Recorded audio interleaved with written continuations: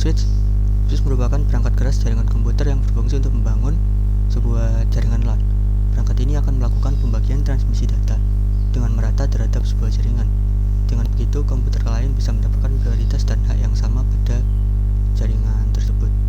Keahliannya, kita mampu mengirimkan data pada sebuah komputer secara cepat dan spesifik. Biasanya digunakan untuk komputer yang membutuhkan kecepatan transfer data yang cukup cepat. Sementara itu, router itu dikatakan sebagai perangkat keras atau hardware yang tujuannya itu menciptakan jaringan komputer yang lebih luas.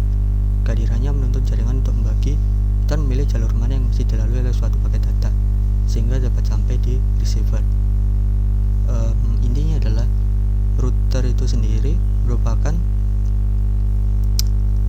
perangkat yang digunakan untuk menghubungkan beberapa komputer dengan internet dan memudahkan akses LAN antar komputer.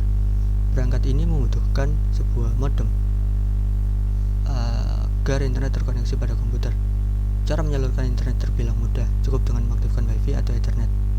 Kira-kira seperti itu sih untuk penjelasan atau perbedaan antara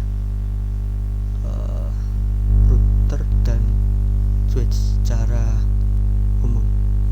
Lalu untuk karakteristiknya itu tentu saja berbeda. Kita mulai dari karakteristik yang pertama, di mana switch itu dapat menginspeksi data yang diterima, mampu menentukan sumber dan tujuan data, dan mengirimkan data ke tujuan secara tepat.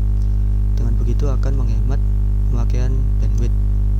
Lalu aspek fungsi, sebenarnya kedua perangkat keras ini memiliki fungsi yang tidak jauh berbeda. Tidak lain untuk mengirimkan jaringan. Lebih detailnya, kalau switch itu punya 3 fungsi utama, yaitu pencegahan data yang hanya statis di jaringan port dan tidak sampai tujuan, pelajari alamat untuk memperoleh MAC address dari perangkat yang terhubung, dan melanjutkan paket frame dari satu port ke port tujuan. Dari aspek bentuk